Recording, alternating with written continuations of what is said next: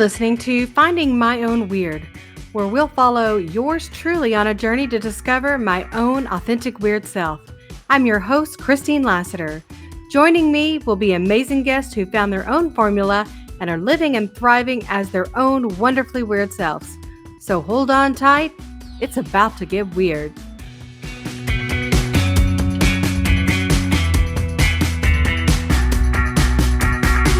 When I was 13, my parents brought me into the living room to have a serious discussion with me.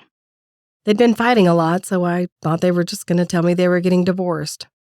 And it didn't even occur to me at the time that they were just gearing up this serious conversation to me and not really my sister. But it wasn't a divorce. It was something much more unexpected and probably more traumatizing. They told me that my mom, who I'd known as my mom my whole life, was not my real mom. My dad had been previously married, and my birth mom left when I was 5 months old. They decided to choose this moment to tell me because my birth grandmother had died, and they wanted to give me the opportunity to say goodbye if I wanted. They took me up to the funeral home, and I stared in this casket at this elderly woman that I didn't know, and it was just weird. Later, they gave me the opportunity to meet my birth mother.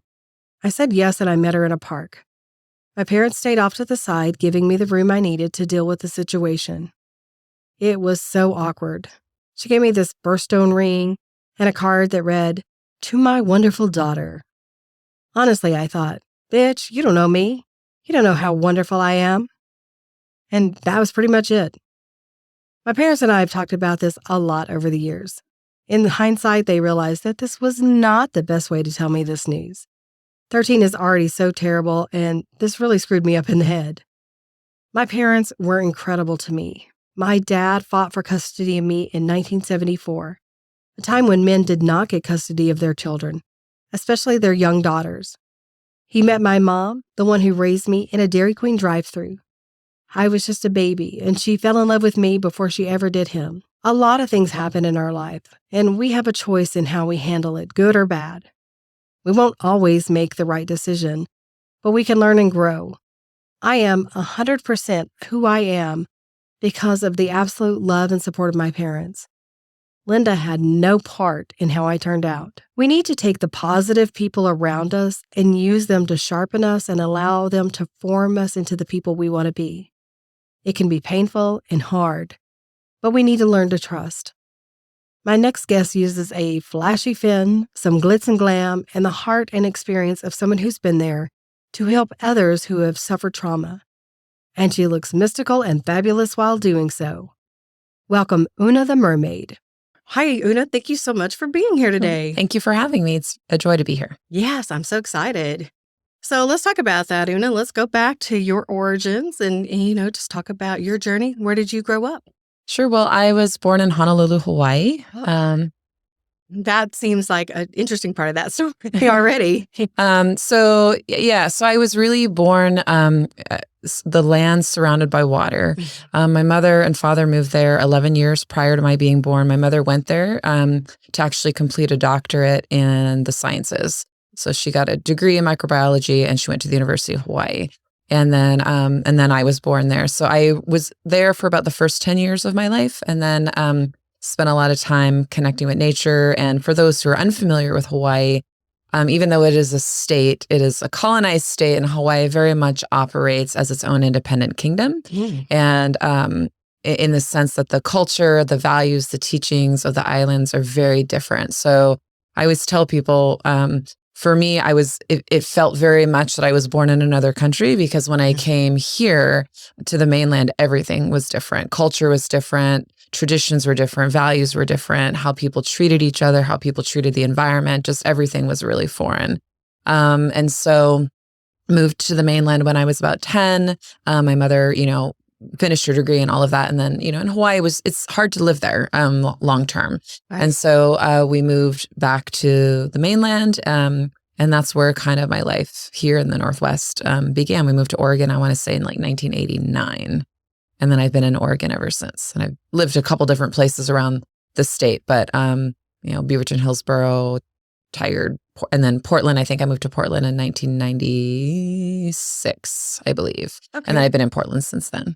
Well, that's cool. So having a mother who's a microbiologist, and then, growing up in the islands and stuff, so you had grown accustomed to all of the way things were there. Mm-hmm. How different for you was it in school when you moved? Oh my gosh. That's a hard age to Yeah. move anyway.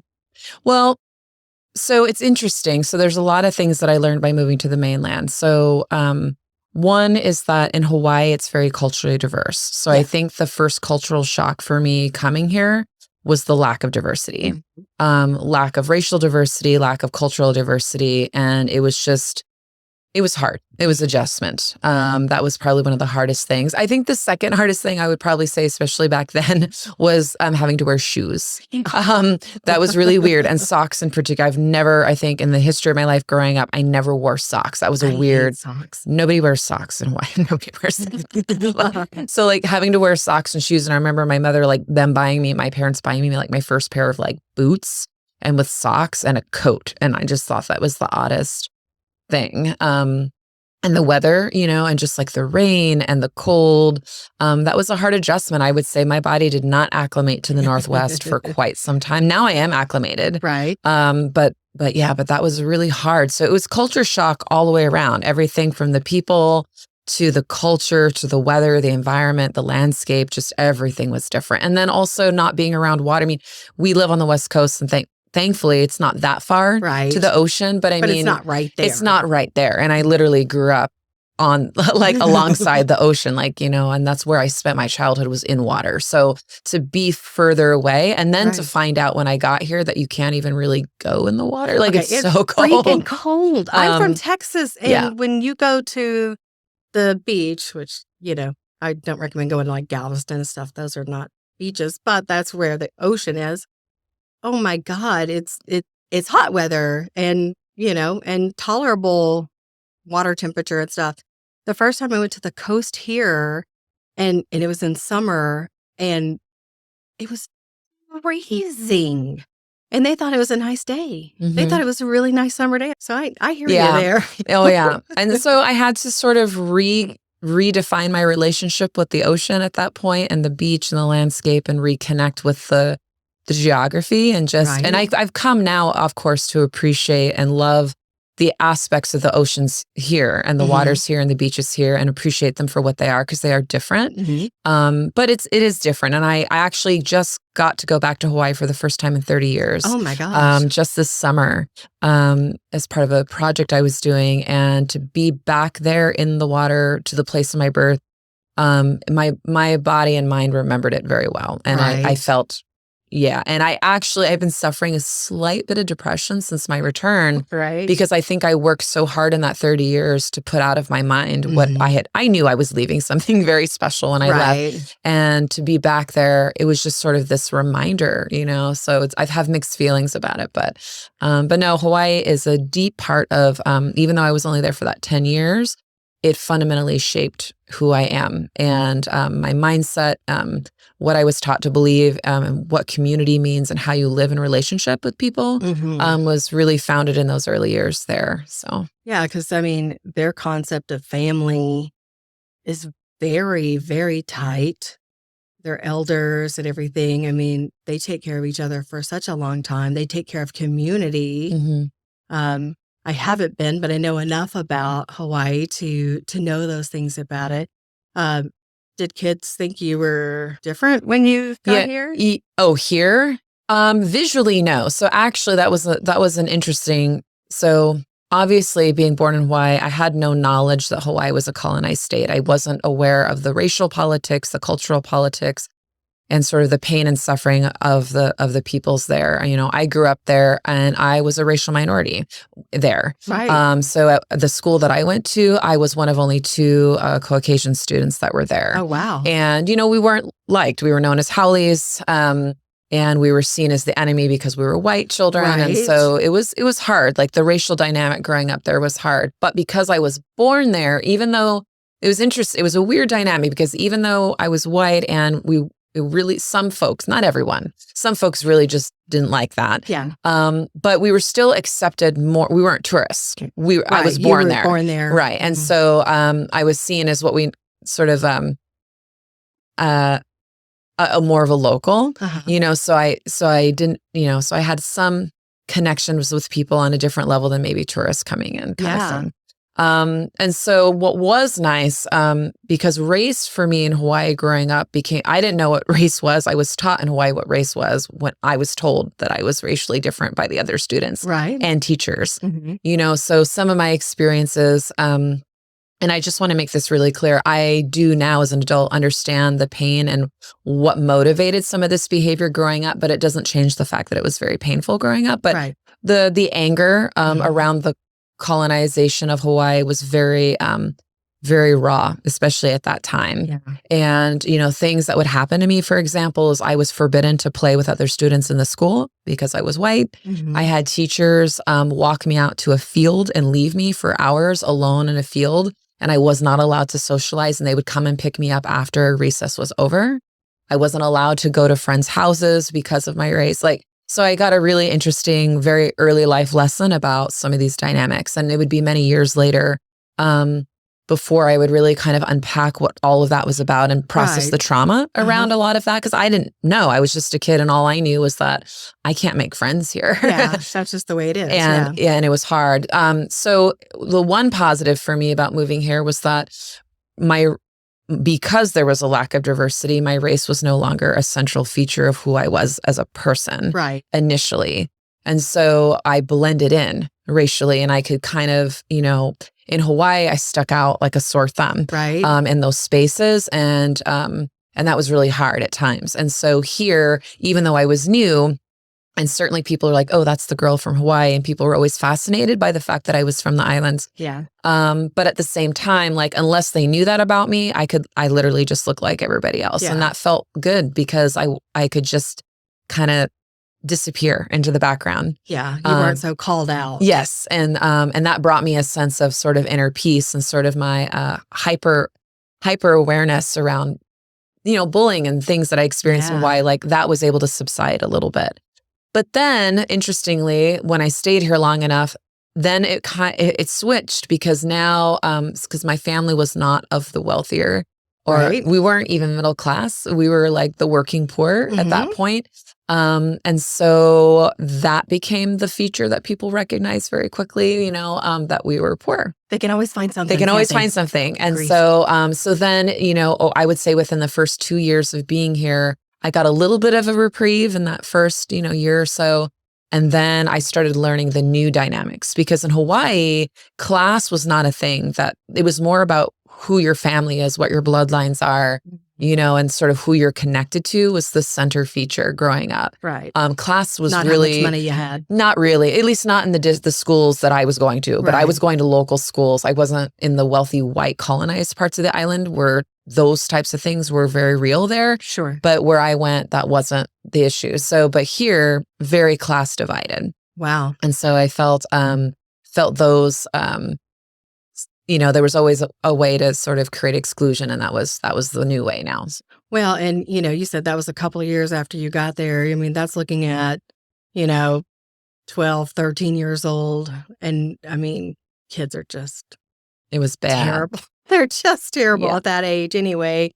And they're dealing with changes in themselves, and so they're looking for outlets on how to act from all of that onto somebody else. It's just the worst time. Yeah. And keep in mind too, right? Like nowadays, there are these large anti-bullying campaigns. We have an awareness around youth violence that, quite frankly, I feel old when I say this, but back in my day, we didn't, that level of awareness didn't exist.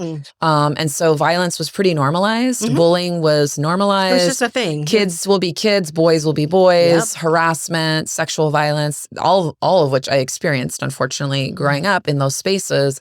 And so, the schools didn't do anything. And so it was not a great time to be a kid, to be honest. It was pretty awful. So that was challenging.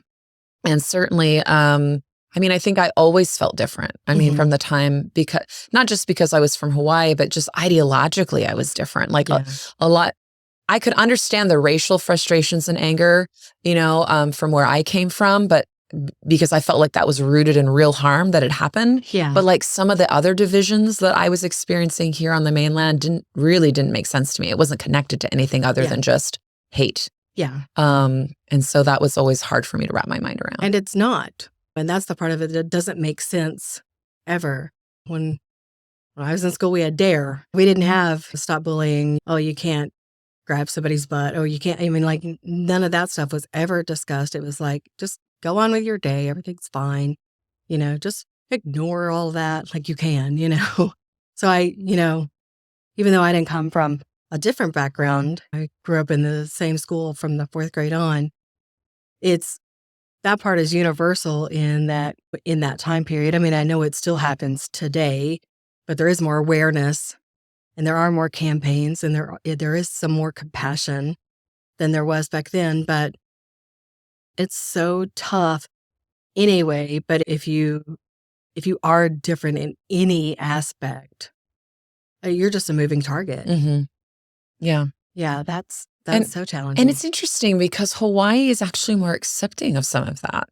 And especially now that I went back to Hawaii after 30 years and I got to see it as an adult. Right. It was the first time I went back as an adult with adult eyes. And I was able to really kind of look at the place that I was from. And I really made an effort to like reconnect with people there and like just kind of do a comparison. And what I realized is that Hawaii is extremely resilient. And I think that in a lot of ways, that's the aloha spirit and the accepting. I mean, Hawaii has a lot of division still, and they have a lot of harm that they're trying to recover from and repair that needs to happen there.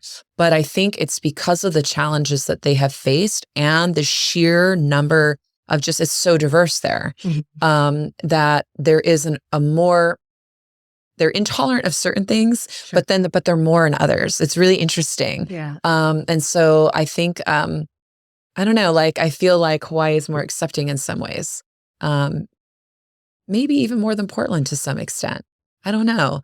Yeah, I mean, I think that they would think certain things are odd or different, but I don't know that they would really judge it necessarily. Yeah. As long as your weirdness, quote unquote, like as long as you were operating within the values of the people there and that you were upholding the spirit of aloha and the land, and you were helping the Hawaiian people make Hawaii better, not worse, I think that they're very welcoming and accepting. And I think that the mindsets around race, I'm not going to say they've changed, but I think Hawaii has been evolving and my experience there was just radically different than what I remember from what I experienced when I was younger. And I think every place has the right to grow and develop. And well, it's interesting because when you talk about, how outcast you were growing up in school there, I mean, you can definitely still see love of Hawaii coming from you. A lot of people would have those experiences and that would be all that they focused on. And they would hate that so much that it would cloud all of the other things. It did for a while. It wouldn't be, I mean, I really struggled in my early years of trying to comprehend what had occurred and why. And it wouldn't be honestly until my college years where I would start to learn about things like race and colonization and learned about the history of Hawaii the way I needed to learn it. Right. That I was able to come to a place of, in Hawaii, they would call this hopo'ono'ono, but this restorative place of, I love you, I'm sorry, I forgive. And that's just sort of, I realized and I understood why the harm occurred. And even though it didn't make it right, I understood why it happened. And I understood the role that, not me personally necessarily, but the legacy of my people as a whole, if you will, of the harms of colonization, and just realizing that, I understood where that pain for a lot of people came from. And then I felt actually empowered because then I felt, well, now I'm aware and I can now actively work to do something about it. But when I was younger and those things weren't explained, just the anger was projected. You can't really do anything with that. Yeah. And so now it's a different place because I can recognize those harms and say, okay, well, what can I do to be an ally? And what can I do to better and maintain and uplift and amplify the spirit and the values that I was taught, even if I'm not living there, can I do that here? Right. And so that's what really helped, I think, shift and come to a place of reconciliation with the past. So I think it was John Stewart I saw the other day. I saw a quote from him that said, I just found out that I'm woke. All this time, I just thought I was educated.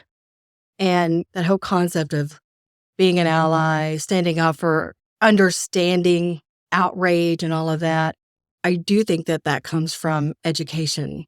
Once you know why something is what it is, once you know why people are still angry about racism, or it could be any topic. It could be people are banning drag queens. I mean, all of these things. But once you have an education, once you actually see more of the world and learn about different cultures and stuff, it's not woke. It's eye-opening because you're able to have more compassion and somewhat more understanding. We'll never have complete understanding, but at least we'll know why things are what they are. And I think that is beyond important, that we have to learn these things.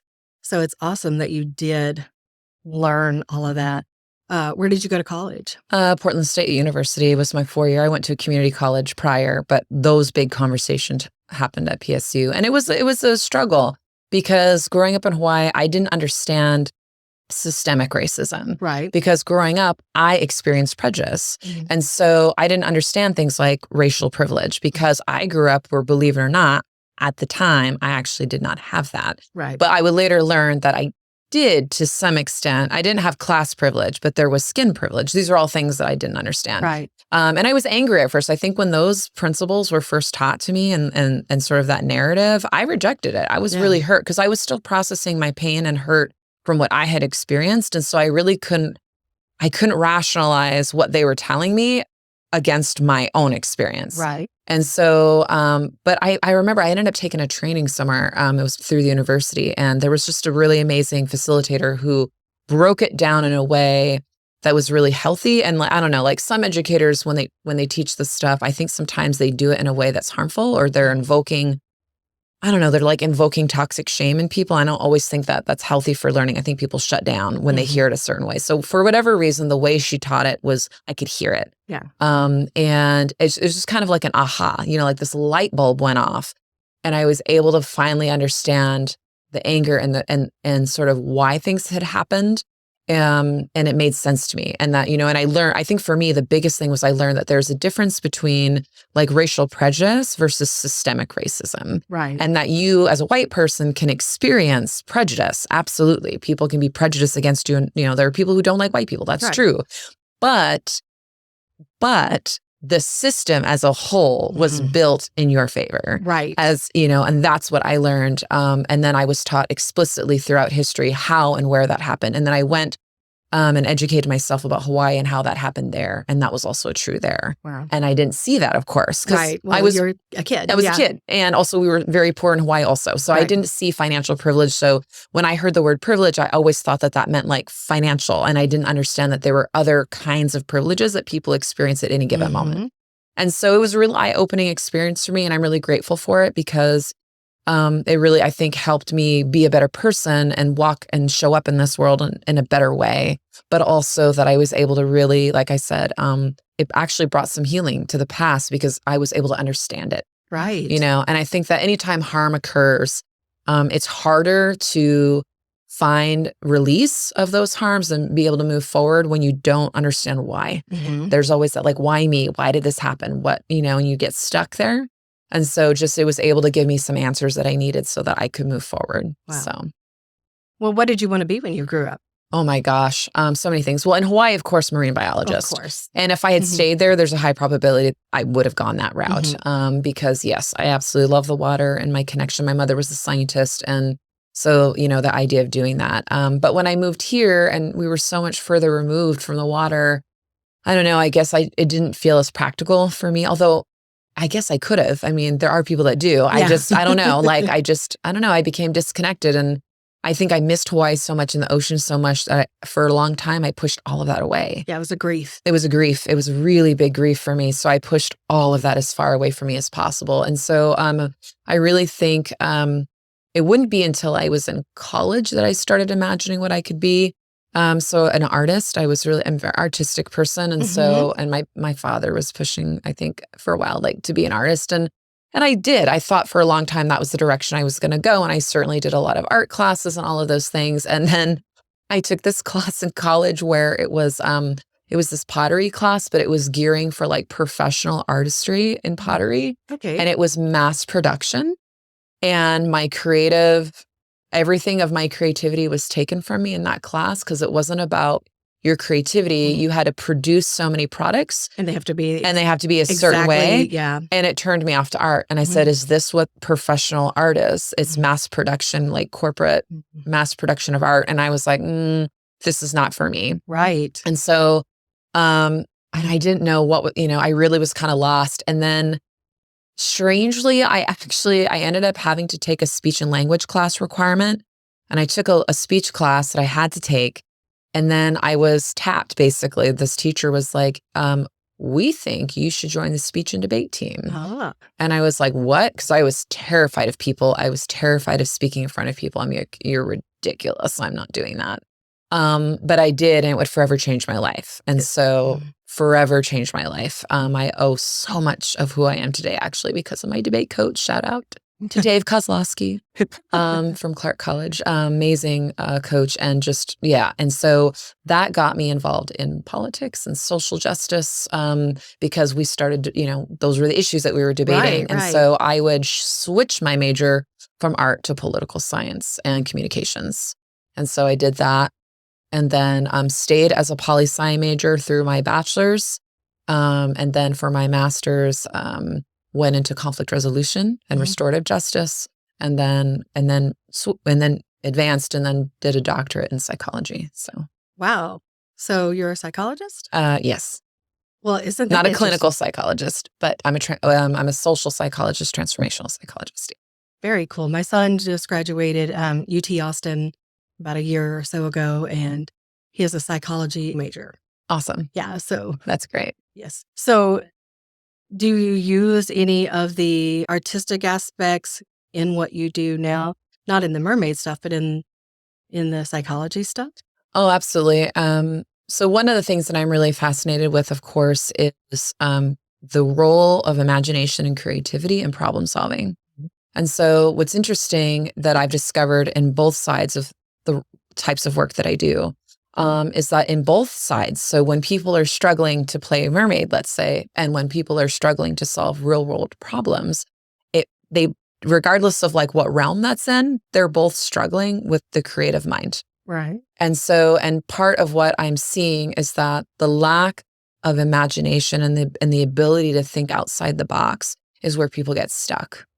And so whether we're solving for really big political, social justice issues or something as simple as encouraging our children to be playful and for adults to like maintain their inner child, they're stuck on this ability of opening up their mind to imagination. And I think, and I'm learning over the last, 10 some odd years here, doing this work is that it's cultural. There's a huge cultural component to this issue that I'm noticing in the community. Do you think it's fear of judgment why people have a hard time tapping into that inner child? Like they're afraid somebody's going to think they're being silly or, and not in a positive way, but in a, like I can imagine how that just fear of what are people going to think if I'm using my imagination as an adult person. Right. I think there's a couple of different reasons. I think at the very base level, it's that play is not considered productive. And I think that we cannot for me, this has been my experience that our economic culture and our work culture of what it means to be a productive member in society does not include play. And this ripples out in all aspects of our society because we look at what does vacation time look like here? What does sick time look like here? What are the work expectations versus self-care and personal lives? There's a huge imbalance compared to some other countries who have recognized that personal health, well-being, recreation, and play are extremely critical, not only to your well-being, but to just living. Like, are we living to work? Or are we working to live? Right. And so I think that one of the things that I notice with folks when I'm working with them is there's this, it's not just that it's silly. I mean, they'll say that, oh, this is silly. But what they're really saying is, I'm worried I'm going to be viewed that this is not productive. That I'm somehow too old for this, that we only give social permission for children to be playful. And I argue that that is even whittling away, that the expectations on children 100% is increasingly like pushing them towards more of this like work-centered productivity centered. And the thing about play is that play is not outcome oriented. Play is not about an outcome. It is literally just for the play itself. And it's part of social learning. Like, people don't realize that play isn't just something kids do for fun. There's a very real scientific, biological reason why children have to play. And we as human beings, right? Animals replicate things in the world to learn as they get older, to enter their mature life in the wild kingdom. Human beings are social creatures. Play is a way of practicing social learning. Right. It's how we teach skills. And there's this weird thought, I think, that when you hit a certain age, that all of a sudden you shouldn't be playing anymore. That's not true. Right. And for so many reasons, So I think this culture around productivity is a huge part of it. And then, I think the other piece of it is being afraid to stand out, being afraid to look different. I think that for a lot of people, authenticity and uniqueness is discouraged, which is really funny, not funny, haha, but kind of strange when you think about the fact that the United States as a whole, just sort of generally speaking, we're supposedly this culture of individuals. We're radical individualists. We don't like to be a collective, and we look down upon other cultures that are collective. Right. And yet it seems like we're so afraid to be our unique individual selves. Right. How odd is that? It's very... So something strange is kind of going on culturally, I think. Because I think there's just a lot of pressure to be accepted by someone's peer and social group, whether it's a work group, whether it's a social group, a familial group, whatever the identity group is that we're trying to fit in, we don't want to rock the boat. And so I think it stunts people in their ability to move down the scale of life development and sort of being able to step into their more authentic selves, which I actually think is a natural part of human development. In psychology, we study human development, and we know that, as people get older, there is a greater desire to step into that authenticity, and we start to think less about what social and peer groups think. Generally speaking, that's the theory, but we're noticing, like in the research, like we're just noticing that certain places around the world struggle that with most. And to be like blunt, I'm going to say that I can't speak for other places, but here, I think that people here are experiencing stunting in their adult development because of the things that are happening in our culture that are inhibiting them from moving from that early stage of childhood development where we're really afraid of what other people think. Right. That's normal. Like, children have that as part of social learning, but there's a part in your development where you have to let that go. Like, that's really what development is. We start to let that go. We don't care anymore. Right. People aren't doing that. Right. So they're getting stuck in their developmental process. And this is a problem. And why? Because, well, there's all these issues in our culture.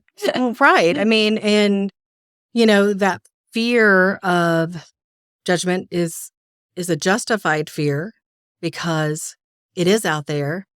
People will ostracize others because they're different. That includes coworkers and family and, friends. Or they'll make them feel bad about themselves. And, it's really, really hard. Most of my life, I've dealt with, anything that I was trying to do that was a little bit different, that it just got stomped down. And not by my parents. My parents were very supportive, but, and I've mentioned this on several of my interviews, school, work, friends, and it's so hard. And then you start feeling like, well, I just can't. I have to hold up this persona that I have all things put together. I am this person that they want me to be. And it makes you feel embarrassed if you try to step outside of that. And I think that is insane. That's why are we doing that? Right. Why are we not celebrating differences and encouraging? Because all the people that are judging, if they would let go and do things that they wanted to do that they're not doing because of what people would think of them, then none of it would matter. Yeah. Well, and I mean, I think society is gaslighting us. So, because for every person that tells you or belittles your dream of stepping outside that box, for every person that does that is a person that somewhere along their line, they had a dream crushed. So people repeat the narratives that they were told, period. Right. And it's unfortunate that we don't sometimes stop and think about the messages that we were told, and we just regurgitate them and repeat them to our children, to other people around us, because that's just all we know.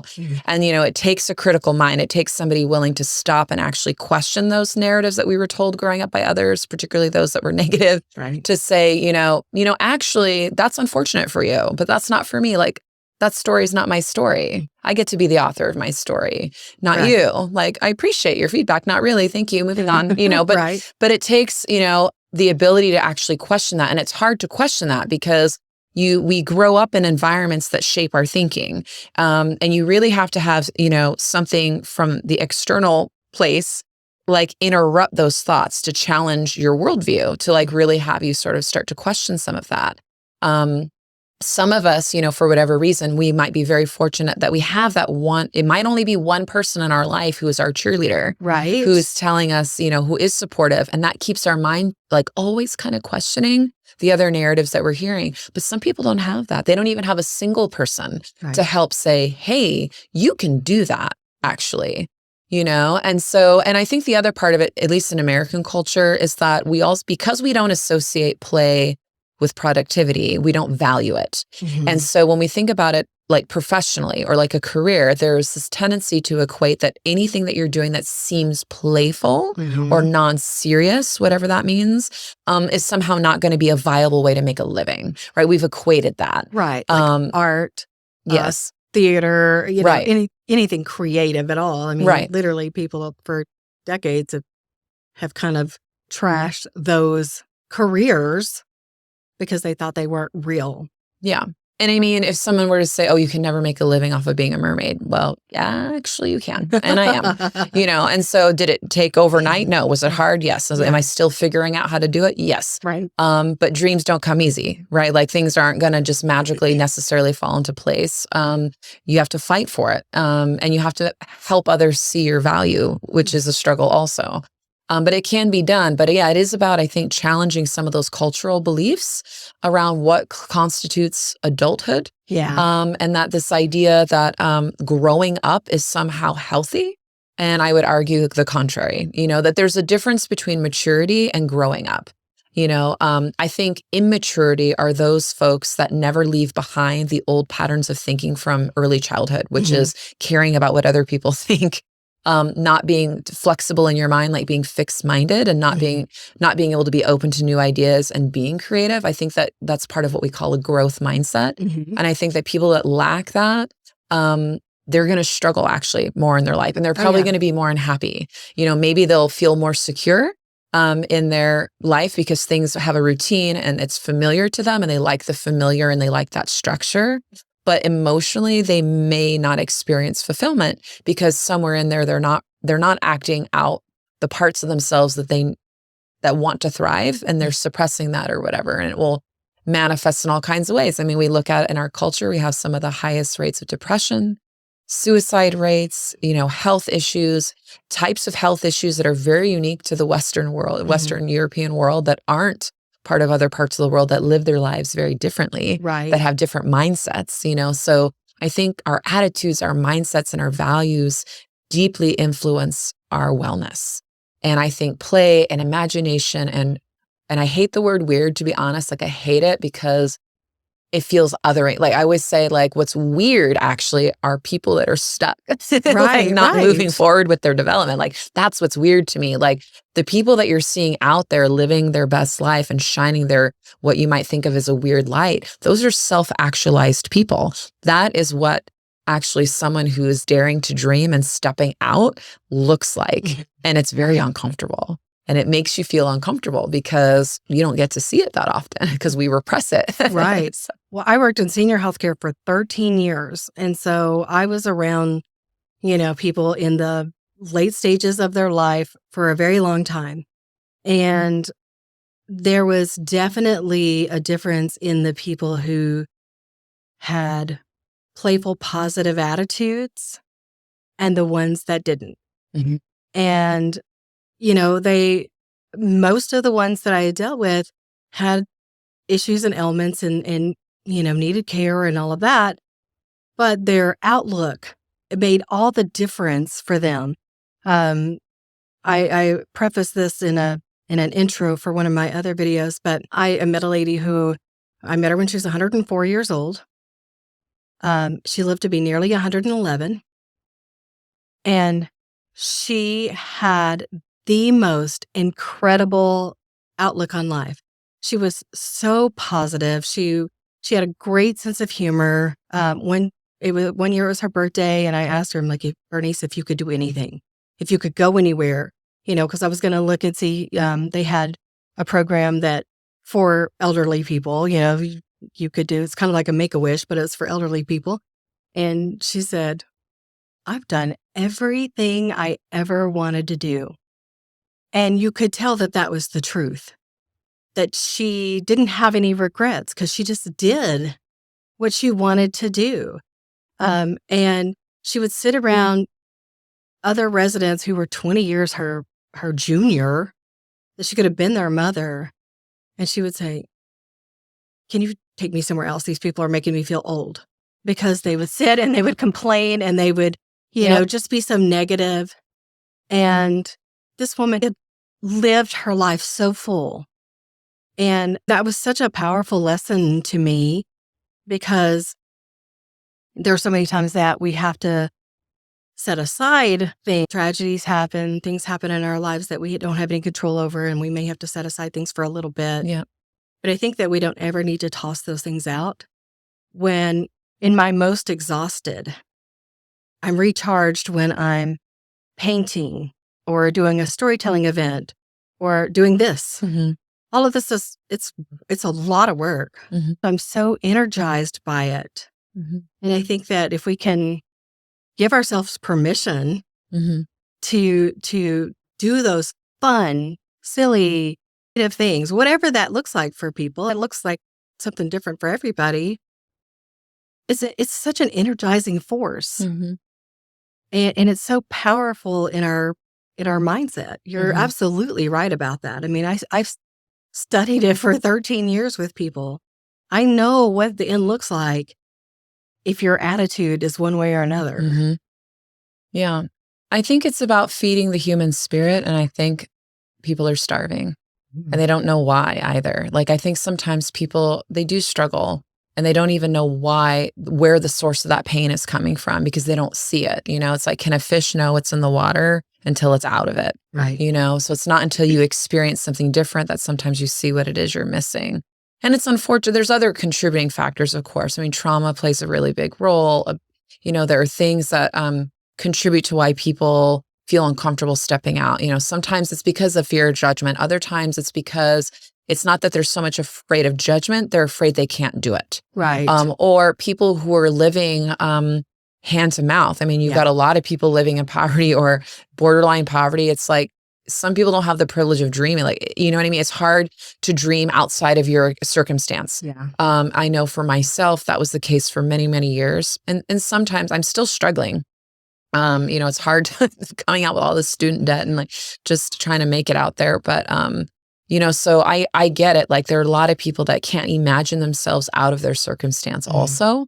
And their passion is there and it's just sitting there waiting to come out, but they don't see a way forward. They don't know how to do it. And for some of those folks, those circumstances are very real and they're really real challenges. Yeah. I've had I've worked with many folks in my community, people that I've gotten to meet so many amazing, wonderful people with so many different backgrounds and stories. And, I've met women who have been houseless women who are really struggling, and, they found a sense of community with us. And actually through community, we were able to help them get out of their circumstance. Thank goodness, by being each other's support and helping them. But not everybody has that, so I think I don't want to oversimplify the issue by saying, oh, it's just everyone has bad mindsets or anything. There are very real structural issues, of course, that play that role. And sometimes those things mutually reinforce each other also, right? But, I don't know, like for myself personally, I've been in some of those circumstances, and it was my creative side that ultimately saved me. I mean, I've been depressed. I've experienced suicidal stuff and like deep depressions and, just really bad places. And a lot of my work and going out there and like you said, like really just being energized and almost being refilled in a way when you do the work, for me, I find it very fulfilling, not just for myself because I enjoy being a mermaid and bringing, feeling that magic myself, but I really enjoy helping others feel that because I know what it is to not feel that. Yeah. I know what it is to live in a world without magic, and it is a very terrible place. Right. And I thought I could never escape it. And, if I can help show someone else how to bring a little magic into their life and how they can bring a smile upon somebody else in a world, the problems of the world aren't going away anytime soon, and sometimes I think people say, well, I'm going to play later, but everything is so serious right now. I have to do this, this, and this. Right. And while there always is a time and a place for certain things, the truth of it is the problems are going to be there tomorrow. And if you keep pushing off what you want to be doing, there'll be another excuse. There'll be something There'll else. always be something else. Like you just keep pushing it aside, you'll never get there. And then in the meantime, people are starving for something different while they're waiting for people to show up. Yeah. And so it's like, are you going to, the world, it's a cliche, right? But like, you're the hero we're waiting for kind of thing. Like there isn't going to be somebody else. Like, it's you. Like figure out what is your magic? Right. What is the one thing that sparks in you? Because if you have that spark, just by being you, others will see it and it might ignite within them. And that's the other thing about this. Like you don't have to do something extraordinary necessarily to like go out. I mean, some people do those things and that's wonderful, but just being your authentic self, truly, another cliche, but being yourself is the most radical act you can be right now in a world where everyone is afraid to be that, It's so freeing. I just turned 49. I just in the last couple of years started not caring what people thought of me, moving up here, coming out with my more liberal side from coming from such a conservative place, speaking my truth out loud. And it was so scary at first because I knew I was going to be judged, and I was judged. But I have found just so much more freedom and joy and happiness because I'm not hiding. I never lied about my thoughts and views, but I never spoke them out loud because it might be controversial. Right. Now I don't care. They don't care. They're speaking their truth and don't care. And it is hard. I think too, it's liberating, but I also, I would say this, when you first step out and start sort of practicing, it's like relearning, like when a child has to relearn or like has to learn how to walk. Right. It's kind of like you're having to relearn how to walk in your life when you step into that place of authenticity. And some people may be able to do it, without some of the challenges, but there can and will be challenges. Like not everyone's going to accept who you are. Like you're in Portland, right? So you are now in a bubble where you will have some space to really explore who you want to be here. And you'll do it with probably for the most part, very little barrier as far as judgment, right? Like, because we live in a cultural space, we're very blessed, I think, in this space to have that.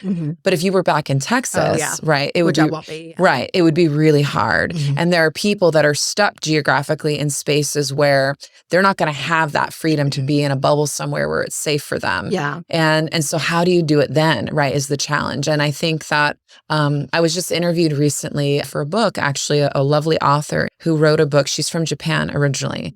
And in her culture, they're struggling with some similar things about authenticity and creativity. And she was interviewing something similar to this, but for folks in Japan and talking about the cultural aspect of it.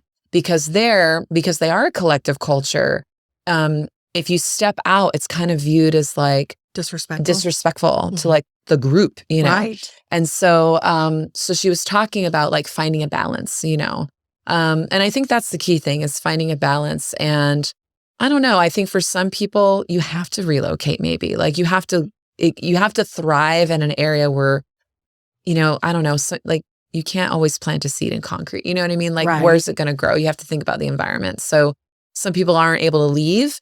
And that's a whole different, I think, strategy for them is like, how are you going to navigate that landscape? Because you are going to face challenges. And even here, even mermaiding, we talked about privileges earlier, right? While I'm not the model ideal, I'm certainly not an ideal for like in today's beauty industry, certainly, but I have more body privilege than others. And I've had mermaids in my community who have been shamed here in Portland. Yeah. Not because they were mermaiding. That wasn't the thing that was the issue. The issue was you're too large to be a mermaid, or you're not feminine enough to be a mermaid, or, you know, you don't look a certain, mermaids are supposed to be classically beautiful, whatever that means. Right. Or hyper feminized or hypersexualized. Right. And so, you know, not everyone in my space has experienced the joys of mermaiding the way I've experienced them. And I recognize that. And so we've really had to redefine, even within our subculture, like in our space, like what does inclusivity look like and how do we support each other in the face of some of those challenges?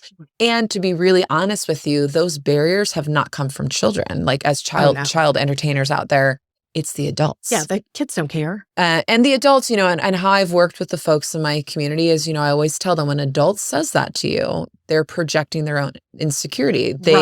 In their mind, they feel uncomfortable with themselves and they would never do this because they're afraid of judgment. And so they're just repeating this narrative. Yeah. And it doesn't make it any less painful, but I'm just letting you know that that's where it's coming from. And you have two choices in those moments. You know, what are you going to do when you're faced with the judgment? Like you either are going to internalize that judgment and you're going to let it inhibit you and stop you, or you're not. Right. And so you have to decide, and I can't, you know, because for some of them, it was a really painful experience. And who's to say, you know, you should keep doing this if it's painful for you and you are going to experience cruelty from some of these folks.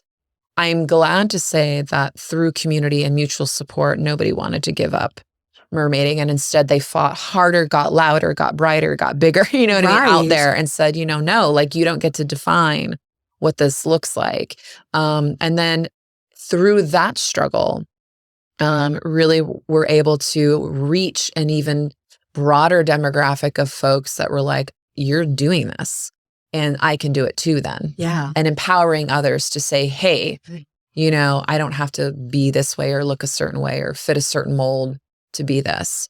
And then I think representation is a really big part of that as well. Like when other people can see themselves, you know, that it becomes more accessible. In every category you can imagine. Exactly. Yeah. Whether it's race, age, gender, body, sexual identity, whatever it is, when people can see themselves living to their fullest, that's how we bring about mutual magic. Right. In that way, like we inspire others.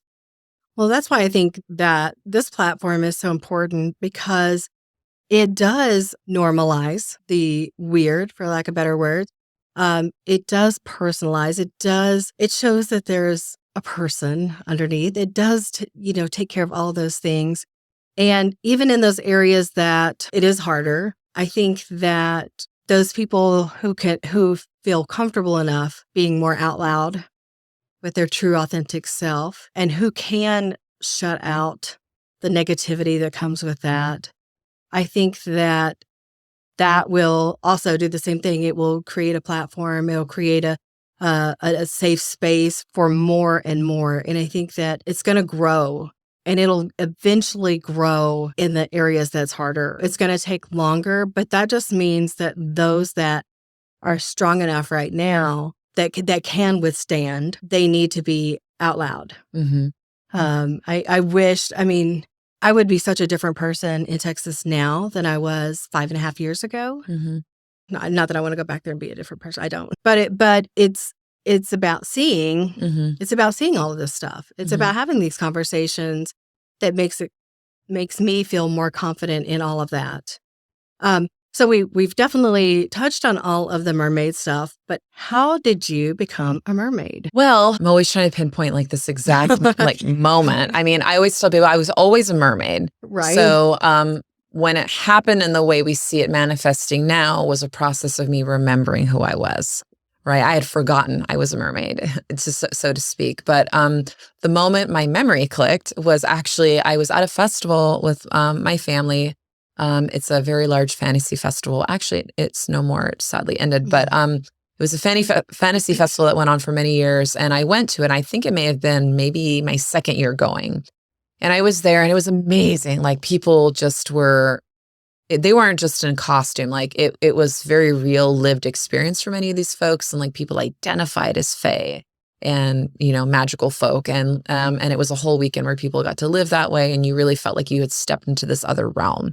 You know, and I was like, oh my gosh, like these are my people, you know, like I really discovered like that's really, this festival actually in particular really woke that in me because I was surrounded. This wasn't just a handful of people. We're talking hundreds upon hundreds of people who were stepping out and living their magical selves. And I was like, this is a thing. Like there are other people, like I'm not alone. Like I'd been kind of secretly hiding it, I guess. And like I saw other people open about, and like it was kind of like my coming out, like I'm a magical person. Right. And so but no, there was this like vendor, and it was actually part of a shtick that they had for their vendor booth. And, you know, I don't remember all what they were selling, piratey things or something like that. And there was this little, like an old wooden hot tub barrel that they had converted. It wasn't a hot tub anymore, but it was just like this barrel of water.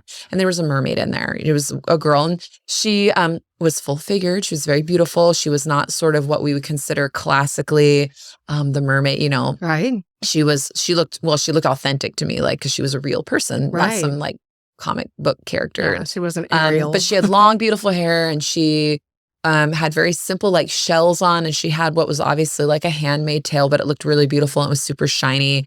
And she was in this water, and I had never seen a mermaid costume like in water. Yeah. Even though I was from Hawaii and I identify with water, I love mermaids. I've identified with mermaids my whole life. But like I had never seen it in person the way how I had seen it. And I was blown away. And she had, of course, all these people around her, you know, and everyone was enamored with her. It was just like, oh my God, you're a real mermaid. Like we knew she wasn't a real mermaid, but she was a real mermaid, you know? And it was really magical. And I was so enthralled because I had been doing reenactment stuff in the pirate community, Ren fairs. I had been doing fairies, fantasy, but none of that fit me. Like it just, I was trying on these different personas and they just weren't me. And I was drawn, I think, to the pirate stuff naturally because of the association with water. But I never put two and two together, you know? And then I saw the mermaid and and it just clicked. I was like, I'm a mermaid. Of course I am. Like, hello. And I remembered that day I looked at my husband and I said, I don't know how, I don't know when, mark my words, I'm becoming a mermaid and I'm going to be at this festival and I'm going to do it bigger than what she's doing it because she's doing a thing for her store. I want to do it as an interactive, like art aesthetic space where we're interacting with people as merfolk.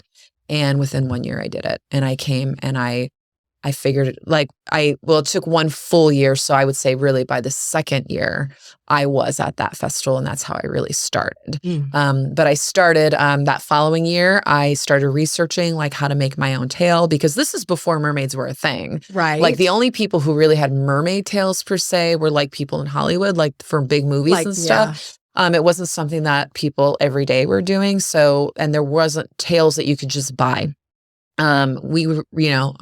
We say the OG mermaids. Like we had to make our own. And I remember like buying swim fins, sewing them together, buying rubber from Home Depot, like making our flukes, sewing tails and like researching how to do it so you don't drown yourself, you know, all this kind of stuff, and building it. And then we made, you know, I had my kiddo at that time. They were around 6 years old, made them their first tail. And then, and then my husband's pirate crew, they were doing a festival, another pirate event. And I was just like, babe, I don't want to be a pirate. Like, I want to be a mermaid and I need you to talk to your pirate captain and your crew to see if it would be okay if like maybe on the edge of your camp, like we could set up a little mermaid space for us. And semi-reluctantly, the men agreed. They were like, well, it can't be too glittery or like girly or feminine. They were worried I was going to like over-feminize the space. Because they're so piraits. Pirates, man, like whatever. And I'm like, okay, whatever. And then it also was a reminder of why I was also becoming a mermaid, because as much as I love my pirate men folk and the women in those spaces, it was very patriarchal still and very misogynistic in some ways. And it was just a little bit drab. And it wasn't, well, and then I started thinking about just some of the values too, like the reenactment around that. I'm like, I don't know if this is really in alignment actually with what I believe to an extent. I mean, I believe in rebellion and so I understood that the pirates were sort of adopting sort of this anarchist sort of rebellion against the system mindset, against, like what it stood for, like theoretically. But at the end of the day, I was like, yeah, I don't know that's the narrative that I want to be reenacting in the world, And so I really had to reimagine that. But he reluctantly said yes. So, and that's how I got started. I made a little blow up pool. I had little budget. I made my handmade tail, my crown, and we decorated it with sand and shells and like fish netting around this pool. And we were in the water, and it was a huge hit. I had no idea, because it wasn't really something that was being done, at least here in Oregon and in the Northwest. I mean, you'll see some of these things in California or Vegas or Florida and the warmer climates, but up here you don't see mermaids in water. And it was just a huge hit. I mean, like, it was just, people loved it and kids loved it. And then I got tapped by other mermaids that I didn't know existed. And they came over to me, and they weren't in mermaid garb. Like, I wouldn't have known that they were mermaids. And they said, "You're a mermaid. We're mermaids. Would you like to join our pod?" And I was like, "A pod?" And they said, "There's a whole community of mermaids here." And I was like, "There are? Who knew?" And who knew? And so the next thing I know, I was invited to do this group swim in tail with these other mermaids, and I met a whole bunch, and it was kind of wow. And then we started swimming together and just having camaraderie. And I'd asked the mermaids, I said, "Well, what do you guys do as mermaids?" And they're like, "Oh, mostly just meetups for swimming." And I was like, "Well, would you be interested in doing something with the community? Like, I don't know, like that's kind of where I'm drawn." And they were like, "Sure." So by the following year, I started plotting, like, how am I going to do this? And I decided to build a traveling mermaid cove with a giant pool that we would collapse and take with us and travel around. And I would start inviting people. I didn't really have to invite them, though. I was kind of at the stage where I'm just going to do my thing. And if folks want to join me, cool, and that's kind of what happened. And we did it. I approached that same festival, and I went like in person, and I was like, "I'm a mermaid. I've created this thing. I think you would want us here. And we can barter, like, give me water, give me land to do it. We'll entertain, give us free camping, like, let us be here," kind of thing. And they said yes. And we went in, and it was a huge hit. And then that's really where we took off. And that's how it really started. And I started building community because people saw us, and they would come over and they would be like, "We want to do this." And then these were adults. They had kids, and of course it was like, "Oh, my kid wants to do this." I was like, "We know you want to do it." And actually that was part of my requirement. I'm like, kids were welcome to join, but I wasn't a babysitter. Like, I'm not here to teach your children or be a school for them, mermaid school. I was like, you can bring them, but you have to interact with your child, and you have to do it with them. It's not you standing outside and chaperoning. You have to do it with them. And they did. And what's funny is that a lot of the children that came into the cove have grown up. They have since grown up, but their parents have stayed.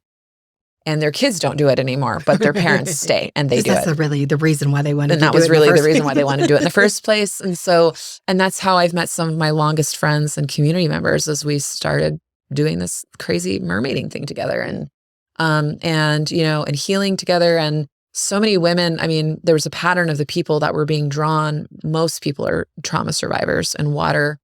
I think water for many is a natural healing force. There's something about water, being in water, the sound of water is just an elemental force of healing. And so I think people were drawn to it. And I think as far as other interactive spaces, mermaids are very tranquil. I mean, while pirates are fighting and, doing their thing and, and the knights are, jousting and all this, the mermaids our energy is just, we're lounging, we're floating, right? We're, we look beautiful and we're in water and there's this sound. It's a whole aesthetic experience. And it was very, I think, calming and stress relieving to just even be in that space. And so I think that was also a draw for people, because many of the people that I've encountered have come from very hectic, busy lives. most of us do pretty hardcore work out in the communities. Yeah. Like when people ask, well, who are your merfolk? I've got most of the folks are, they work in justice, law, social workers, RNs, nurses. I mean, a lot of our folks, we do some like big work out there in the community. And so we work hard and then we play hard. Yeah. So, and yeah, it's our oasis, right? To kind of like rejuvenate. Yeah. Well, I know that we came to the Mermaid Parade last year. Oh, you did? Great. Yeah. Oh, yeah.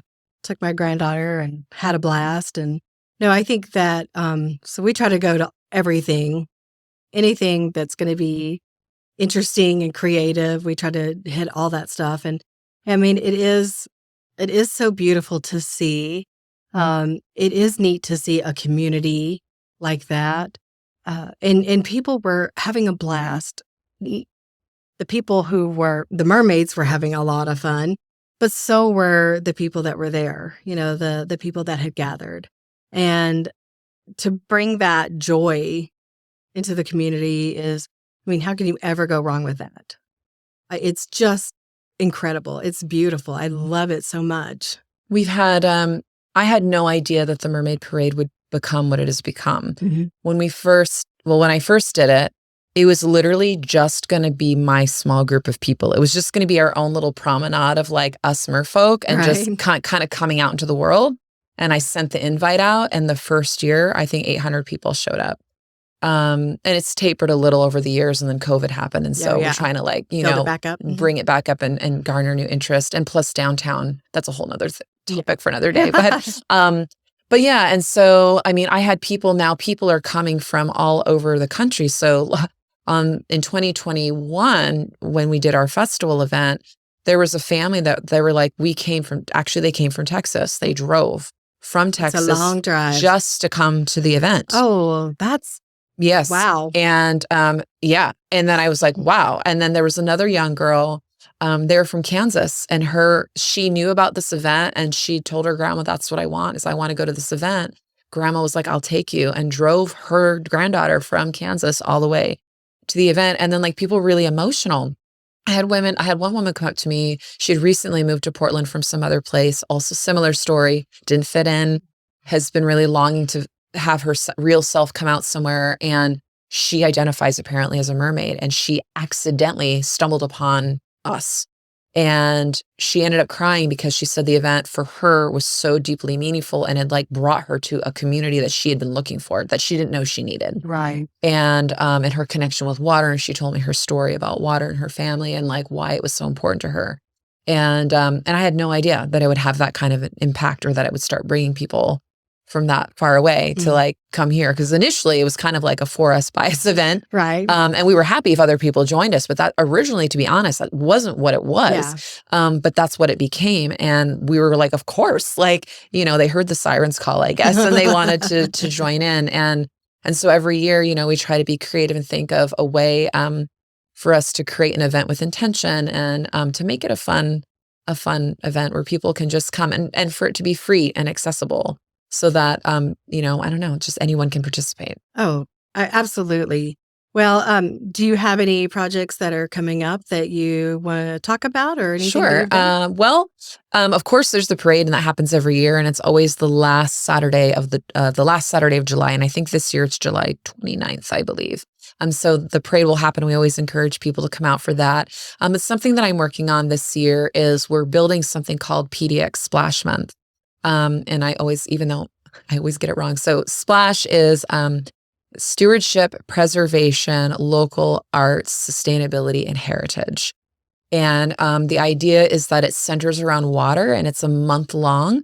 So for the whole month of July, it is a series long of activities and events going on throughout the Portland metro area that highlight water in some way. And it's highlighted through this concept of splash. So stewardship, preservation, local arts, sustainability, heritage.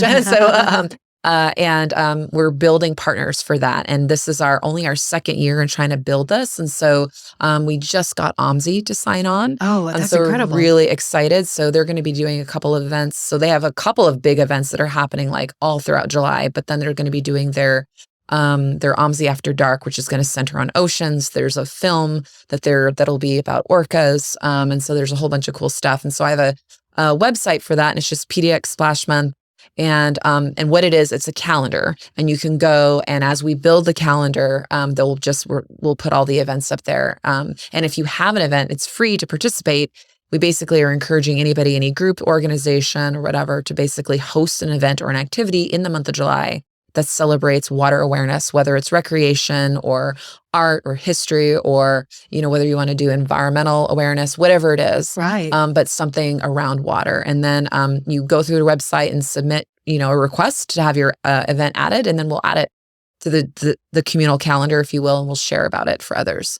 But the idea is we want to create awareness around it. And Portland in particular, being a water town. I mean, we have a river that runs right dead center. Yes, and our river runs directly to the ocean. And we have so much water history here and port history here. And then the indigenous peoples of the Willamette Valley Basin. And so sharing about the history about that and our connection to the space here, we think is a really good way as mermaids to give back and to help, in the way that we can. To do our part in creating awareness and education around water stewardship. So. Well, a common thing with all of this is the people that I'm talking to giving back to the community, being a part of community. That's such a universal thing that I'm coming across with all of this, and it really, I think people can be weird in their true authentic selves, even if it's not for any other reason than their own selves. But it is so much even more incredible to see this touching so many different aspects and so many different people. And, when you can open the eyes of people, when you can touch people, when you can make people dig inside and see their selves in all of this, it's not just entertainment. It's a necessary thing that we have to have in our lives and in our communities. And I think that what you're doing is just beautiful. It's just wonderful in so many ways. You're not just somebody who's cosplaying a mermaid, which is okay if you were, but there's so much more to it. So much more. Yeah, so much more. And the interactions that we get to have with families and youth when I travel particularly. So obviously I do these events, but I have my mermaid tank that I travel with. That's obviously a big part of what I do as well. And just getting to have those interactions. And I think that we're in a place too where, especially right now, I feel like everything is so divisive, and we're a very divided country right now. And it's really hard to have conversations about things without it turning into something toxic. Right. And so what I've also learned is that the platform of creativity is a really interesting way to bridge gaps into creative and brave conversations that maybe you couldn't have in a more formal setting without the danger of it, escalating. And so, people are all of a sudden interested in ocean awareness or environmental stewardship when there's mermaids at stake, right? And it creates like questions, like people want to know, like, oh, the children will start asking questions like, well, where are you from? Tell me about the ocean, or, what is your favorite sea creature? And like, and then all of a sudden, I can find myself bridging into conversations about like, let's save the sea turtles, like let's, plastic is no good. And, but we can talk about those things in a very gentle, non-judgmental way, but it's like learning through creativity. And it's non-threatening, it's not, we're not coming at people and shoving ideas down people's throats or proselytizing in that way. We're just being ourselves, but it leaves us open for people to have those kind of conversations, and they can walk away saying, oh, I hadn't thought about that, or, I'm going to think differently about the ocean the next time. Yeah. Or I'm going to think differently about the river or what I put down my sink, or, just, and it's not, like I said, we're not attacking people or, using it in that way, but it just allows people to kind of think about it a little bit more, which is also great. And we can have that. It's a great place for learning. Well, I think that we're going to have all of your links that are going to be included in the notes and all of this, and people can reach out to you if they have questions about how to be a mermaid or or what some of the causes are that you're working on. And they're going to be able to see more and more of you. And as we're opening up more, I think that the parade's going to grow back again and be bigger and better than ever. And I'm looking forward to it. Yeah. And I forgot, I shouldn't have. It's only 2 weeks away, but on starting April 1st is the International Mermaid Museum Festival. Oh. And people may not know that we have a new International Mermaid Museum very close in Aberdeen, Washington. Oh. And the woman there is amazing. She actually is our former Grand Marshal for the parade, but it's part of the Westport Winery Distillery that's up there in Aberdeen. But on her property, she's opened up a nonprofit mermaid museum. So I highly encourage people to go, and it bridges ocean ecology with mythology. Really fun, and it's going to be a week-long festival, and mermaids from all over are coming. I'll be there, of course, performing and interacting, but so will many other merfolk, and it'll be really great. And the museum's free during the festival to go to, so there's no admission. You can go and check it out. Fantastic. Well, very cool. Was there anything else that you need to tell us about mermaids? No, I think just some mermaid advice, right? Go with the flow, come out of your shell. And have fun and splash in the water. Fantastic. Wonderful, wonderful. Well, thank you so much, Una, for being here today. I'll have your links and we'll make sure and see you and all of the things you have going on. Great. Thank you. Thank you. It was no wonder, coming from Hawaii, that Una's spirit animal was a mermaid. It's so awesome that she is creating a space for others to mermaid with her. What a fantastic journey. To see more about what Una is doing, follow her in the links below. And be sure to like, subscribe, and share this podcast so others can see how I'm finding my own weird.